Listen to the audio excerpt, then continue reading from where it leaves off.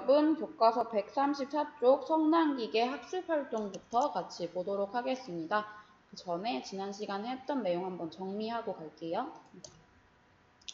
처음에 무대 배경과 인물 묘사를 첫 부분에서 했어요. 방 정체는 청결하다는 장점을 제외하고는 음산한 분위기가 떠돌고 있다. 이렇게 했죠. 주인공의 냉담한 이미지와 어울리는 배경 설정으로 인물의 성격을 더욱 차갑고 이기적인 모습을 강조해주는 효과를 보여줍니다. 처음에 인옥의 외양도 묘사했어요. 세 가지로. 죽음의 의지는 있으나 위기에 있으나 살고자 하는 의지가 강한 중환자라는 걸 보여주는 거였고요. 가족을 위해 살고자 하는 모습을 드러내주고 있었어요. 혜기는 처음에 수술의 결과가 나쁠 때 자기가 의사로서의 책임감을 느낄 수 있으니까 자기를 위해서 이기적인 말로 수술을 거절했고요. 이런 말들을 통해서 이기적이고 실리, 자신의 이익을 추구하며 냉정하고 비정하고 비인간적인 모습을 알 수 있었어요. 초반부에서 인옥은 수술해달라고 했지만 혜기는 할 수 없다. 나는 나를 위해서 한다. 라는 말을 하면서 갈등했는 부분이 있었고요.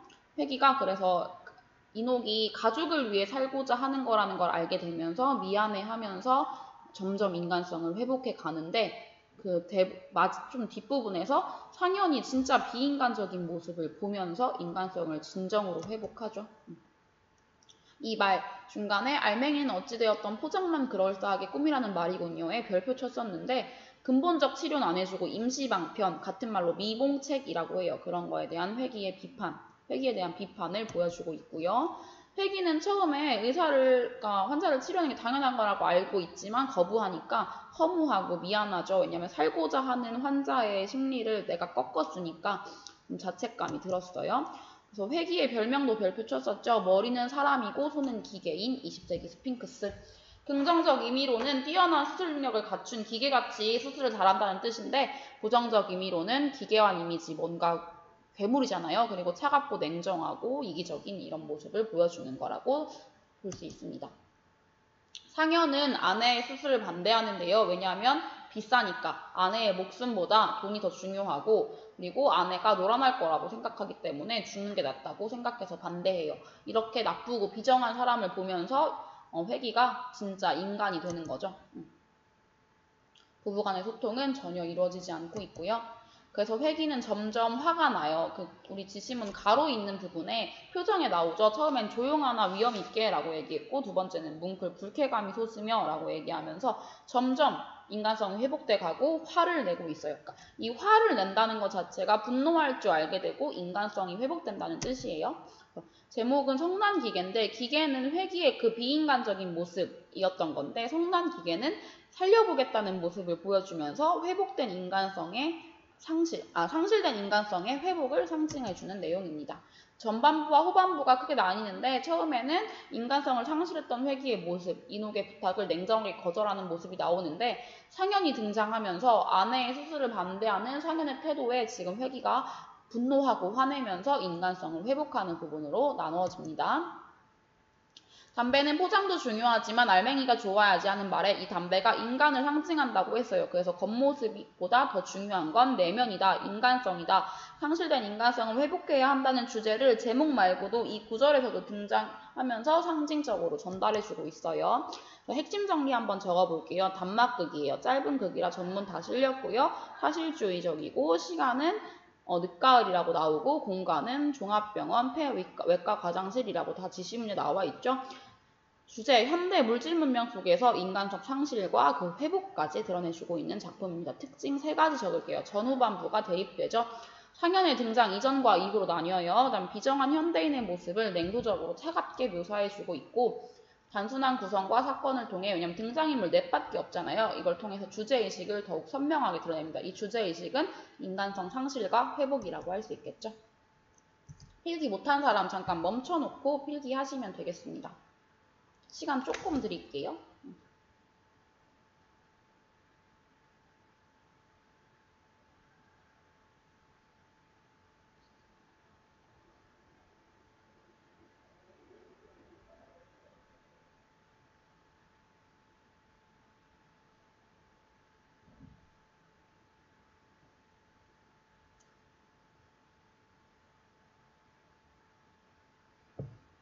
네, 넘기겠습니다. 구성, 발단, 전개, 절정, 하강, 대단원의 5단 구성이라고 했죠. 극이기 때문에 발단, 전개, 위기, 절정, 결말이 아니라 발단, 전개, 절정, 하강, 대단원이에요. 그렇게 되는 거 알아두셔야 되고, 보시면 발단 부분에서는 담배공장 포장공인 이녹이 폐 전문외과 의사인 회기를 찾아와 수술해달라고 애원하는데 회기는 수술의 결과에 자신 없다고 거절하는 부분이 전개 부분이었고요. 절정 부분에서 상현이 찾아와서 경제적 이유를 들고 아내의 부정을 의심하며 이녹의 수술을 반대하죠. 그러니까 발단 전개 부분이 전반부라고 보시면 되고 절정부터 후반부라고 보시면 돼요. 상현은 회기는 이제 이기적인 상현의 태도에 분노하며 점차 인간성을 찾아가고 마지막에 이녹에게 수술을 받으러 오라고 편지를 보내는 내용으로 절정, 하강, 대단원이 구성되어 있습니다. 우리 이제 그래서 학습활동 볼게요. 134쪽 피겠습니다.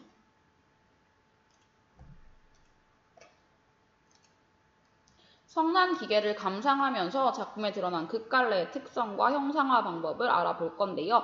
원래 희곡의 구성 단계는 아까 발단, 전개, 절정, 하강, 대단원이라고 했죠.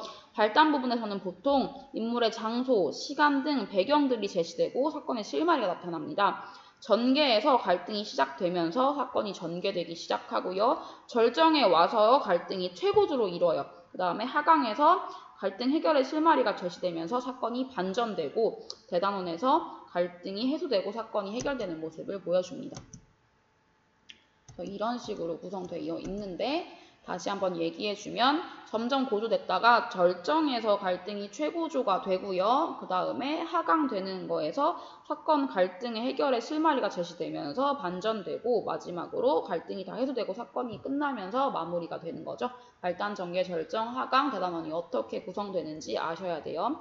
발단에서는 인물, 장소, 시간, 배경 제시하고 사건의 실마리 잠깐 나옵니다. 전개에서 갈등이 시작되고 절정에서 갈등이 최고조로 가고요. 하강에서 갈등 해결의 실마리가 제시되면서 사건이 반전되죠. 이제 그러니까 긴장이 점점 풀리는 거고 대단원에서 이게 모두 해소되면서 사건이 마무리된다고 생각하시면 되겠습니다. 이 부분을 적어주시면 되고요. 두 번째 거, 제목인 성난기계가 무슨 의미인지 주제와 관련지어 말해보자에 별표 크게 칠게요. 아주 중요한 말이에요. 제목 성난기계는 계속 얘기했죠. 상실된 인간성을 회복했다는 걸 그걸 이제 길게 말해볼게요. 이렇게 필기하시면 돼요. 제목 성난기계는 기계처럼 인간미가 없이 냉정하던 회기가 아내의 죽음을 방치하는 상현의 이기적이고 비인간적인 모습에 분노하면서 인간성을 회복됨을 의미한다. 그러니까 짧게 말하면 상실된 인간성의 회복, 이것이 바로 주제가 되겠죠. 상실된 인간성의 회복. 필기하시면 되겠습니다.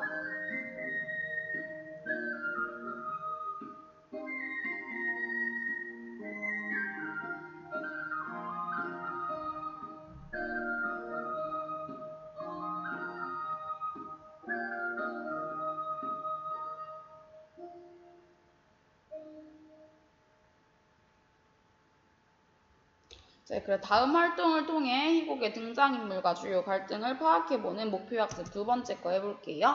자, 양회기가 이렇게 말해. 조소하는 태도로 이렇게 말하는 건 이기적인 거죠. 그 다음에 뭐 냉정하게 말하고 이런 부분들. 본문에서 밑줄 치시면서 성격 찾으시면 될 것 같아요. 여기에 필기하기엔 너무 많으니까 이 부분들을 본문에서 보시면서 성격 보시면 되는데 처음에 냉정하게 자신은 원래 자신 없는 일에 손을 안 댄다 하는 건 냉정하고 실리를 추구하는 거고 그렇다고 중간에 이제 노골적으로 분노를 터뜨리며 외치며 분노를 띠며 이 부분에서 타인의 비인간적인 모습에 분노를 느끼며 인간성을 회복하는 부분이라고 생각하시면 돼요. 회기는 이기적이고 냉정한 모습을 전반부에서 보이는데 그게 후반부에서 상현의 비정함에 인간성을 회복하는 모습을 보이고 있죠. 그러니까 회기는 입체적인 인물이에요. 성격이 입체적으로 바뀌는 부분이 있으니까 알아두시면 돼요. 회기는 입체적인 인물입니다. 이녹은 이런 식으로 말을 하면서 생활력이 강하고 가족에게 희생적이고 삶에 대한 애착 지니고 있어요. 왜냐면 가족을 위해 살아야 되니까. 그다음에 상현은 항상 계속 그냥 무능력하고 무책임하고 이기적이고 비정하고 지밖에 모르죠. 이런 거 나쁜 말 다 쓰면 되고 금숙의 성격은 자기네 생각을 숨기지 않고 드러내는 솔직한 성격이라고 보시면 됩니다. 필기를 다 하셔도 되고 작품 안에 본문에서 찾아서 적으면 돼요. 네. 넘기도록 할게요. 회기를 중심으로 나타내보면 회기랑 인옥 간의 갈등은 수술해달라고 하는 인옥과 그를 거절하는 회기가 되겠죠. 그 다음에 상현과의 갈등은 상현이 수술을 반대하고 회기가 그에 분노하는 그런 내용이 되겠습니다. 이렇게 알고 계시면 돼요. 작품에 대한 전체적인 줄거리를 알고 있으면 어렵지 않은 내용이었습니다. 자, 목표학습 3번이 중요한데요. 목표학습 3번 하기 전에 이거 필기 내용 한번 정리할 시간 드리도록 하겠습니다.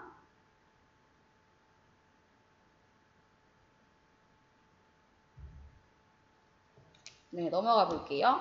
다음은 이 희곡의 일부를 소설로 바꿔 쓴 것이다. 그러니까 교과서 132쪽과 133쪽에 제시된 대단원 그 마지막 부분을 소설로 바꾸는 건데요. 이 부분을 읽어보면 희곡과 소설의 이야기 전달 방식이 어떻게 다른지 알 수 있어. 한번 선생님이 읽어볼게요. 상현이 거칠게 문을 닫고 떠난 뒤 회기는 마치 감전이라도 된 사람처럼 멍하게 서 있었다. 적막한 공기 속에 금숙은 말없이 그런 회기를 주시하고만 있었다.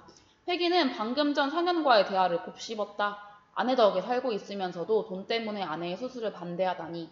회기는 참을 수 없는 모욕을 당한 것 같은 기분이었다. 회기는 인옥을 살려내기로 결심했다. 그런 남편이라는 자에 의해 살해당하는 것을 보고 있을 수만은 없었다. 물론 수술 결과에 자신도 있었다. 정간호사, 아까 그 환자에게 속다루편을 보내요. 수술을 받고 싶으면 편지를 받는 즉시 찾아오라고. 자신의 말에 놀란 표정을 짓는 금숙을 보며 회기는 수혈용 혈액을 충분히 준비할 것을 당부했다. 그런 회기를 보며 금숙은 빙그레 웃었다. 보시면 희곡은 무대 위에 등장하는 인물들이 직접 관객에게 대사와 행동을 통해서 연기를 하는 거죠. 근데 이제 그런 걸로 통해서 보여주는 거고, 이렇게 소설로 하면 지금 그냥 전체적으로 서술하는 방식이 있는 거죠. 그래서 보시면 인물 사건 배경은 둘 다 있어요. 서술자는 소설에만 있고 희곡은 없죠. 희곡은 등장인물들이 다 하니까 대사와 지시문은 소설엔 없고 희곡에만 있는 거지. 그러니까 이렇게 공통점과 차이점을 알아두시면 돼요. 첫 번째, 인물 사건 배경이 있는 건 공통점이고요. 서술자는 소설에만 있고 대사와 지시문은 희곡에만 있는 게 차이점입니다. 알아두시면 될게요.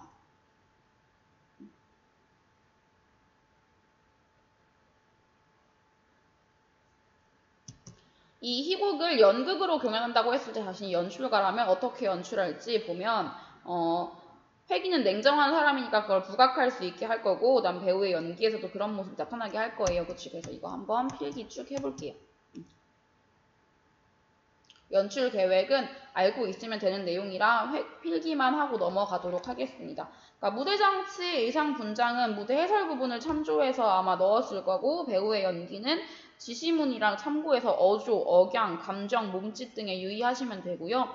음향과 음악 효과는 조명 그런 것들은 다 장면의 분위기를 고려해서 넣으면 되는 거죠. 이 정도로 된다고 보시면 돼요. 필기할 시간 드리도록 하겠습니다.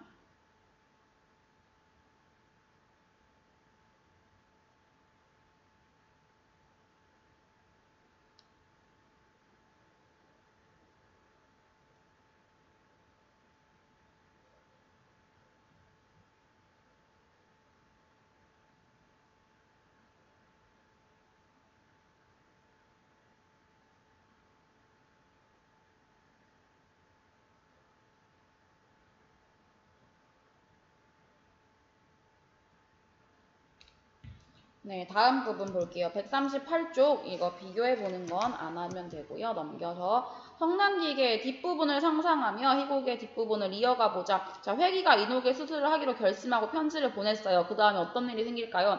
인옥은 살고자 했으니까 찾아오겠죠. 그 뒷부분을 한번 적어볼게요. 이런 내용으로 적힐 것 같아요. 이거 필기하면 이제 마무리예요. 그래서 이거 필기 한번 해보시면 되겠습니다.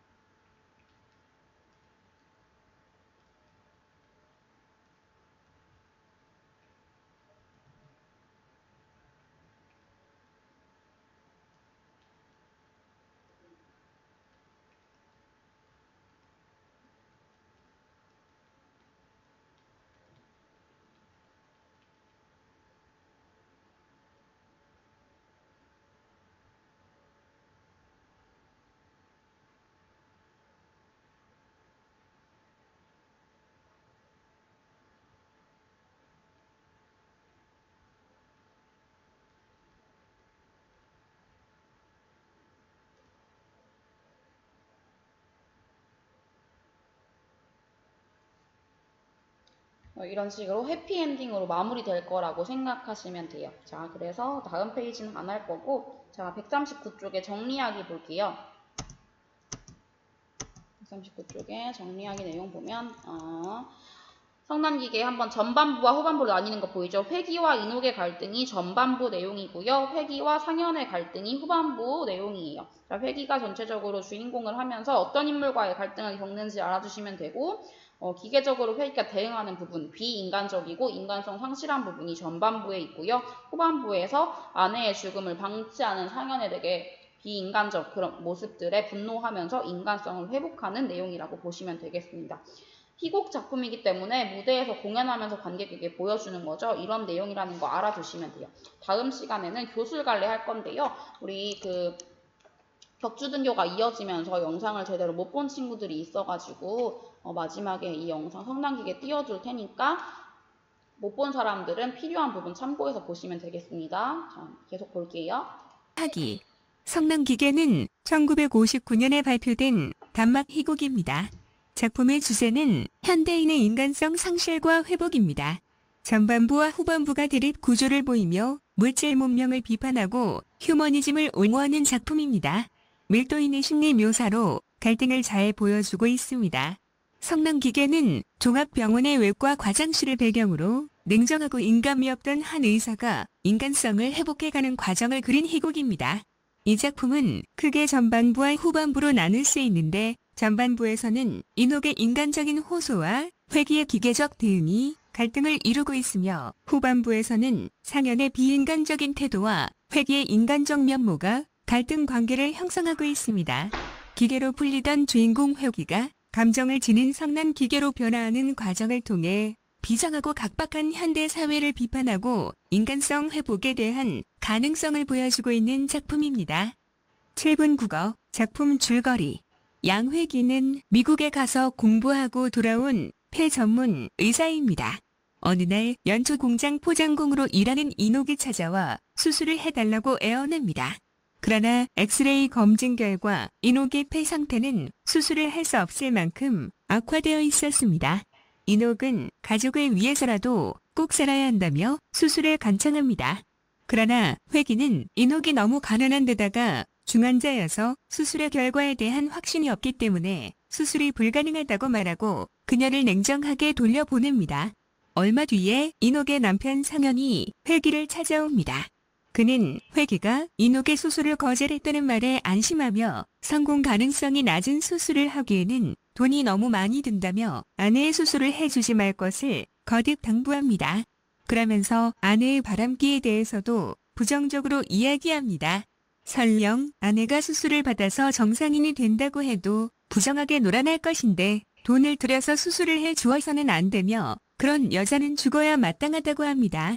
회기는 그의 이기주의적이고 비정한 태도에 분노하고 상현의 행위는 간접살인이라고 주장하며 인옥을 살려내야 한다는 생각을 하게 됩니다.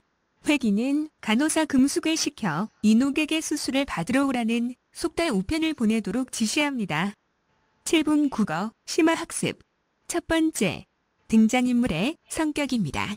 양회기는 종합병원 과장으로 폐 전문 외과의사입니다. 기계처럼 냉정하고 빈틈이 없는 인물입니다. 자신보다 더 비정한 상현의 모습을 보고 잠재된 인간성을 회복하게 됩니다. 최상현은 김인옥의 남편입니다. 경제적으로 무능력하며 돈 때문에 아내의 수술을 반대하는 비정한 인물입니다. 정금숙은 양회기가 근무하는 병원의 간호사입니다. 양회기를 사모하며 상사에게 충성하는 인물입니다. 김인옥은 최상현의 아내입니다. 연초 공장의 포장공이며 가족을 위해서 어떠한 모욕도 감수하는 헌신적인 인물입니다. 두 번째, 성난기계에 나타난 갈등 관계입니다. 이 작품에는 등장인물 간의 다양한 갈등이 존재합니다. 전반부에서는 양회기의 비인간적인 태도 때문에 그러한 갈등이 유발되는데 양회기가 자신을 마음에 두고 있는 정금숙에게 냉정하게 대하여 그녀로 하여금 울음을 터뜨리게 하는 것과 가족을 위해 살아야 한다며 수술을 해줄 것을 애원하는 김인옥에게 기계와 같은 태도로 거절하는 것이 그러합니다. 후반부의 갈등은 최상현의 반인륜적 태도 때문에 발생합니다. 양회기는 김인옥의 남편 최상현이 금전적인 문제와 의심 때문에 자신의 아내를 수술하지 말아달라고 요구하자 그의 반일용적 처사에 분노를 느끼며 성난기계로 변하게 됩니다. 한편 상현의 아내인 인옥이 폐수술과 같이 중요한 문제를 남편과 상의하지 않은 것으로 보아 이들이 정상적인 부부 관계를 유지하지 못하고 있음을 짐작할 수 있습니다. 또한 이후 상현의 대사에서 인옥이 생계를 해결하기 위해 부정을 저지르는 문제 때문에 서로 갈등을 겪고 있음을 알 수 있습니다. 세 번째, 성난기계의 구성입니다. 이 작품은 구성이 매우 단순한 단막극입니다. 어느 폐외과 과장실이라는 단일한 공간에서 이루어진 사건을 다루고 있으며 등장인물도 양회기, 정금숙, 최상현, 김인옥 넷뿐입니다.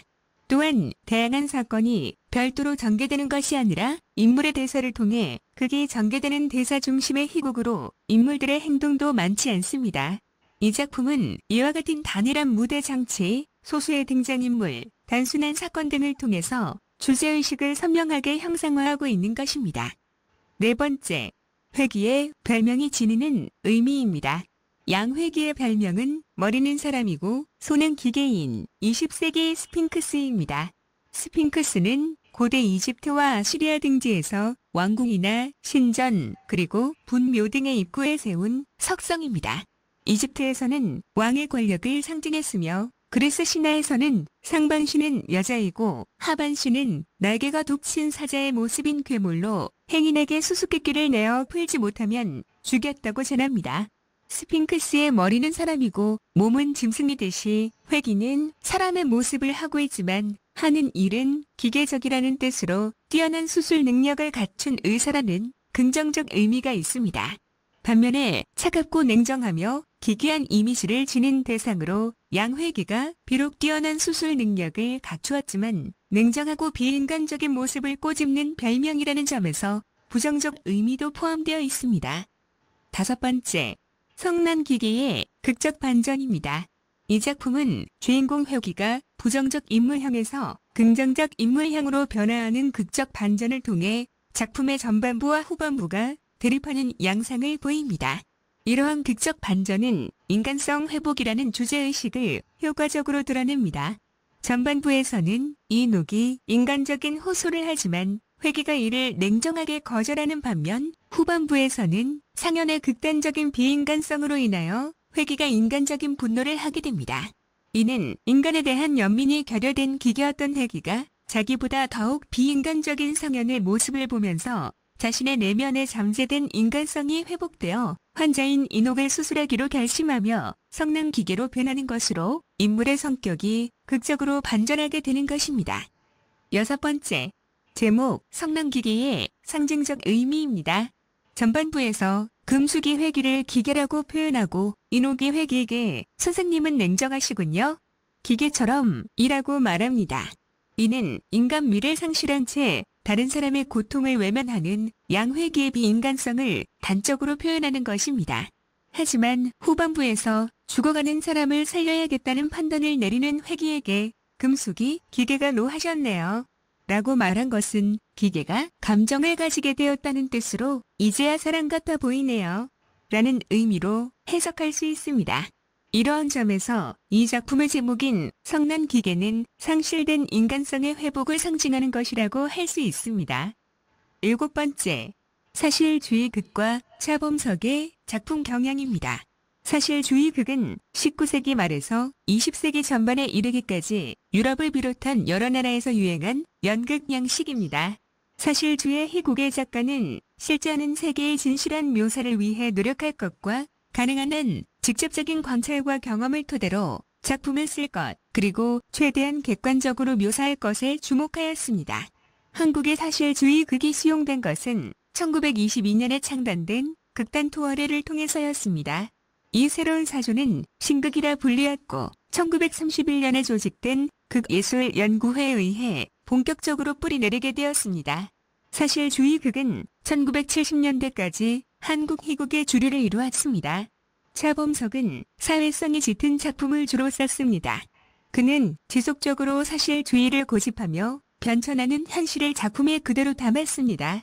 그의 작품은 제재의 폭이 매우 넓지만 대체로 가난한 서민들과 전쟁으로 고통받는 사람들의 삶, 문명의 발달로 인한 인간성의 상실과 인간의 소외, 그리고 애욕의 갈등과 정치의 허위성이나 구세대와 신세대의 갈등에 따른 전통의 몰락 등을 주제로 다루고 있습니다.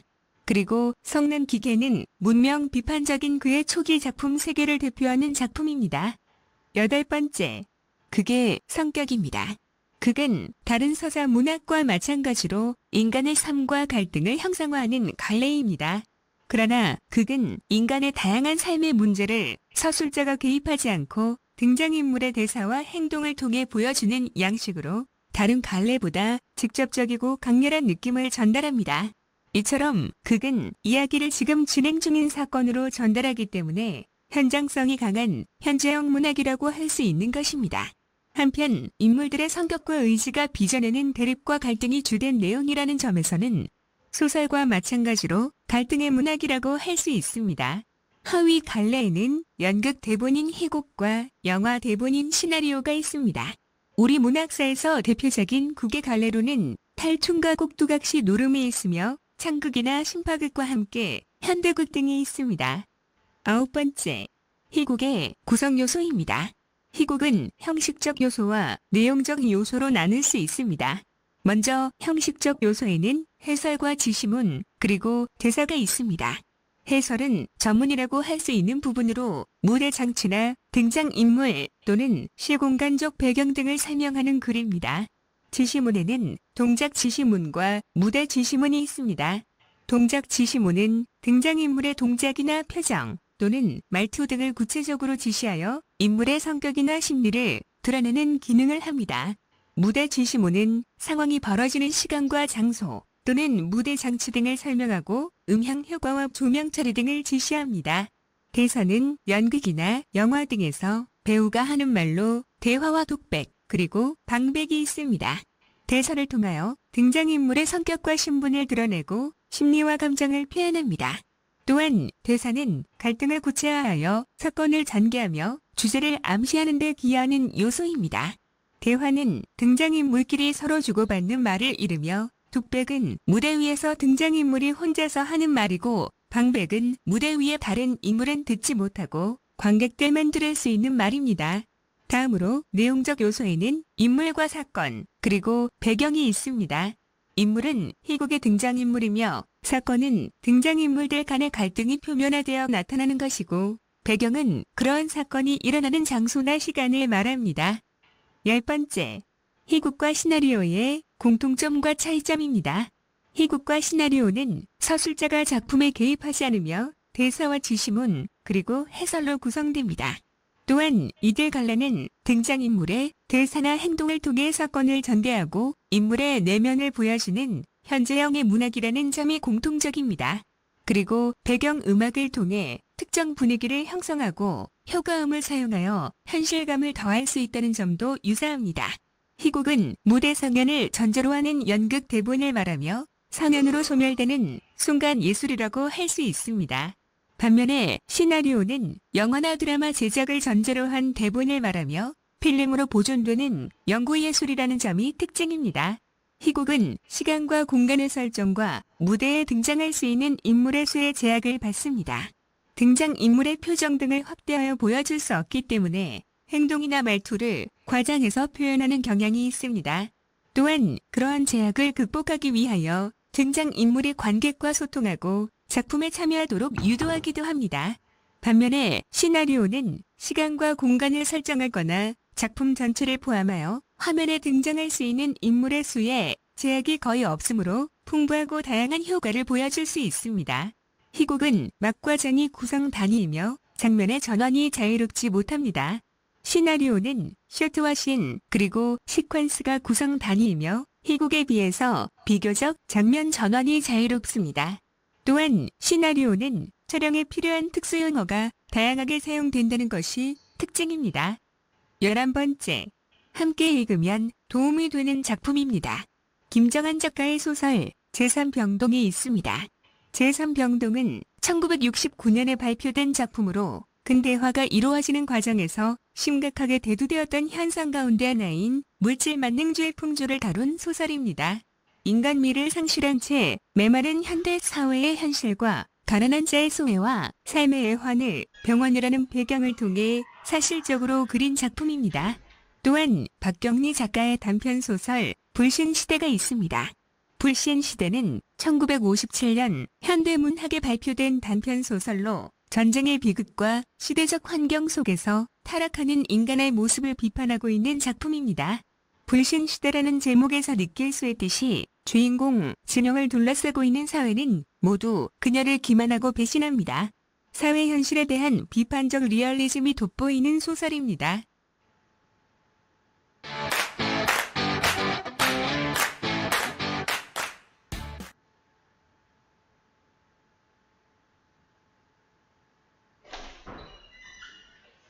여기까지 보셨으면 마무리하도록 하겠습니다. 여러분 고생하셨습니다. 안녕.